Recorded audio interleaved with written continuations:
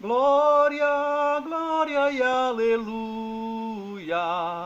Eu espero ouvir Jesus a me chamar. Glória, glória e aleluia. Eu espero ouvir meu nome proclamar. A paz do Senhor a todos, amigos e irmãos em Cristo. Estamos aqui com um novo tema, o juízo final. Como será o juízo final? O texto bíblico em que nós vamos ler está em Apocalipse, capítulo 20, versículo 11 e 12, que diz assim: E eu vi um grande trono branco, e o que estava sentado sobre ele, de cuja presença fugiu a terra e o céu, e não achou-se lugar para eles. E vi os mortos, grandes e pequenos, que estavam diante do trono, e abriram-se os livros. E abriu-se outro livro, que é o da vida. E os mortos foram julgados pelas coisas que estavam escritas nos livros, segundo as suas obras. O juízo final acontecerá somente após a batalha do Armagedon.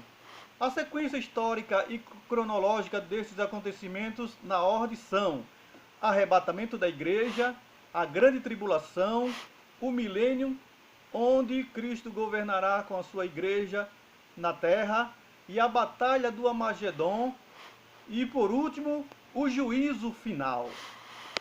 Os estudiosos acreditam que o juízo final se dará em algum lugar do espaço sideral. A Bíblia, porém, não define um lugar específico.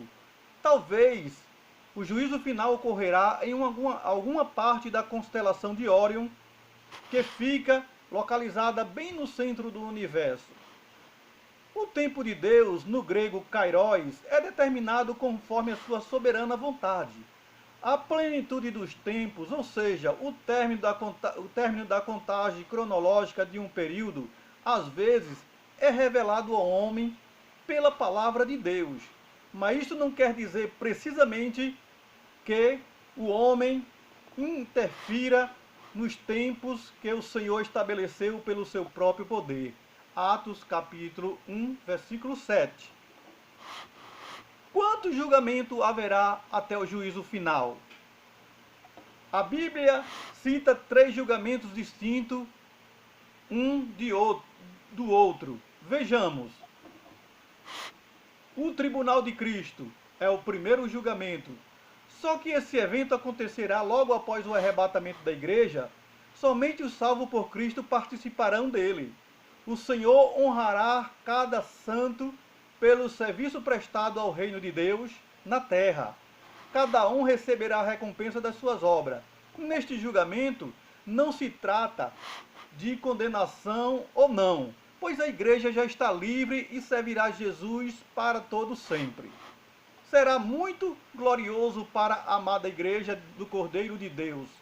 Glória! Glória ao Senhor! Somente os salvos em Cristo são os que participarão do tribunal de Cristo. Está em 2 Coríntios, capítulo 5, versículo 10. O segundo julgamento é o julgamento das nações. Como será isto? Isso ocorrerá durante o milênio na terra. Esse período de 1000 anos será o governo de Cristo e sua igreja, que regerá sobre as nações que escaparam das destruições da grande tribulação e que também haviam oprimido a nação de Israel. Então essas nações serão subjugadas pelo Senhor e o seu povo na Nova Jerusalém durante os 1000 anos na terra. O Senhor Deus concederá aos santos que administre na Nova Jerusalém com o Rei dos Reis, Jesus, como sacerdote e reis, nós, julgando as nações opressoras de Israel, e será 1000 anos de glória para os que alcançaram a salvação em Cristo. Os 12 apóstolos também julgará as 12 tribos de Israel durante o milênio. Mateus capítulo 19, versículo 28. E por fim, o grande trono branco, que é o último julgamento a ocorrer no mundo. O juízo final será o último evento da história da humanidade, onde todos participarão dele. Os ímpios, a igreja e os anjos caídos. Anjos caídos são aqueles que pecaram contra Deus e foram expulsos do céu. Todos eles também serão julgados. A igreja já estará livre da sentença condenativa que o justo juiz dará, o Senhor Deus. A igreja escolhida do Senhor, que sofreu na terra, buscando guardar os mandamentos divinos, ela venceu, por isso estará à direita do rei, do grande rei. Mateus 25, capítulo 25, versículo 34. Somente os ímpios e os anjos que pecaram contra Deus serão julgados e lançados no lago de fogo, que é chamado de a segunda morte. Romanos capítulo 21, capítulo 2, versículo 16. O juízo final demonstra a verdadeira justiça de Deus. Um juiz justo e imparcial. Porque ele deixou suas leis e ordenanças na terra, para que se o homem guardassem, viveriam por elas. Mateus capítulo 19, versículo 17. Mas o homem amou mais as trevas do que a luz. Jesus falou essas coisas. O grande perigo é porque o arrependimento só é válido para Deus se ocorrer em vida, enquanto o homem não perde o fôlego da vida. Pois, depois da morte, segue-se ao juízo. Hebreus capítulo 9, versículo 27. Lembrando que os anjos que pecaram contra Deus perderam definitivamente o direito de se arrependerem, pois eles nunca morrem por ser espíritos. Onde estará a igreja no juízo final?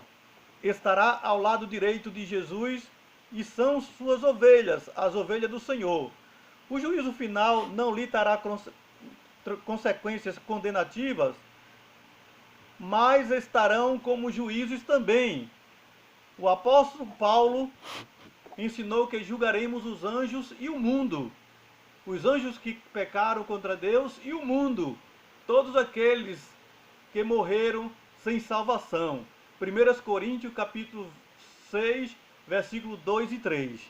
A igreja de Cristo não passará pelo crivo dos pensamentos humanos, como no juízo final todos aguardarão se merecerão ou não ser salvos. Não será assim. Portanto, a palavra de Deus diz, Apocalipse capítulo 20, versículo 6, bem-aventurados os santos os que participam da primeira ressurreição. Sobre eles não tem poder a segunda morte, mas serão sacerdotes de Deus e de Cristo, e com ele reinarão 1000 anos. Quem serão julgados no juízo final? Somente os que não se arrependeram e os que não puderam se arrepender receberão a sentença condenativa do justo juiz que é Deus. Desde Adão até o juízo final, todos os mortos em pecado serão julgados e sentenciados ao lago de fogo e esquecidos de Deus para sempre. Os anjos que pecaram contra Deus também serão julgados sem direito à absolvição. Ainda há esperança. É melhor o cão vivo do que o leão morto. Eclesiastes capítulo 9, versículo 4. Ou seja, tem fama de rei, mas está morto e sem salvação. Isso se fala do leão. Ele é o rei dos animais, mas morto não pode fazer nada. Mesmo assim é o ser humano. Enquanto ele tem vida, ele pode se arrepender diante de Deus, se converter dos seus pecados. Mas depois da morte, perde toda a esperança, perde todo o direito de conseguir conquistar, através de Jesus, a vida eterna. Jesus é a única esperança do homem. Precisamos negar a nós mesmos para servir ao Senhor com um coração firmado em seus mandamentos. Disse Jesus, sem mim nada podeis fazer. O homem não pode fazer nada sem Deus. O juízo de Deus será sem misericórdia para aqueles que não fizeram misericórdia. Tiago capítulo 2, versículo 13. E até todas as palavras ociosas que os homens disserem hão de dar conta no dia do juízo. Mateus capítulo 12, versículo 33. Portanto, o que nos resta? Somente se arrepender das nossas culpas e pecados, para que o juízo final não seja como um inimigo forte armado contra nós. Que o Senhor Deus tenha misericórdia de todos. Lutemos para vivermos piamente diante do Senhor, agradando-lhe em tudo e frutificando para toda boa obra de Deus. Ensinando a muitos, refugiremos como as estrelas sempre e eternamente. Amém. Que Deus abençoe a todos em nome de Jesus. Amém.